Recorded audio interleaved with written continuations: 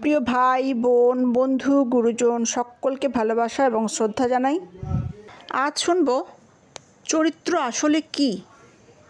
চরিত্র হলো সেই দীপ্তি যা সূর্য অস্তমিত হলে এবং যখন অন্য সকল আলো নিভে আসে তখনও দীপ্যমান থাকে।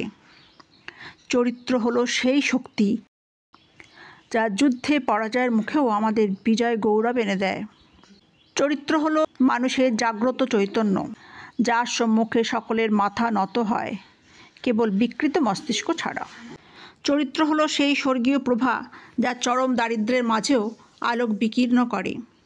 চরিত্র হলো এমন এক অনড় ভিত্তি যার উপর রচিত হয় অবিনশ্বর জীবন। জগতের সকল সম্পদ দস্যু দ্বারা লুণ্ঠিত হতে পারে একমাত্র চরিত্র ছাড়া। যখন আর সব কিছুই হারিয়ে বসি কিন্তু চরিত্রটি বজায় থাকে, তখন বস্তুত কিছুই হারায় না। মানুষের সৃষ্টি মানুষের দ্বারা ধ্বংস হতে পারে, কিন্তু চরিত্র নয়। চরিত্রবল সহায়ে আমরা নির্ভয়ে সর্বপ্রকার বর্তমান এবং ভবিষ্যতের মোকাবিলা করতে পারি, জয়ী হতে পারি, কিন্তু তার অভাবে না থাকে বর্তমান না ভবিষ্যৎ। চরিত্র গঠনের পথনির্দেশ না থাকলে কোনো শিক্ষাই সার্থক নয়। শিক্ষার প্রধান লক্ষ্য চরিত্র গঠন। যেসব পিতামাতা সন্তানকে সব কিছুই দেন কিন্তু চরিত্র গড়ে দিতে ব্যর্থ হন, তারা বস্তুত তাদের খাদ্য হিসাবে রুটির বদলে দিয়ে থাকেন পাথর। চরিত্র গঠন যে কেউ করতে পারে, আবার সেই চরিত্র গড়ে তোলার পর সেই চরিত্র নষ্ট করার ক্ষমতাও প্রত্যেকের আছে। বাঁচার জন্য প্রতি মুহূর্তে শ্বাস গ্রহণের যেমন দরকার, চরিত্র রক্ষার জন্য নিরন্তর যত্নবান থাকা অতি আবশ্যক। চরিত্রভিত্তিক জীবন ছাড়া কোনো জাতি শক্তিশালী হতে পারে না।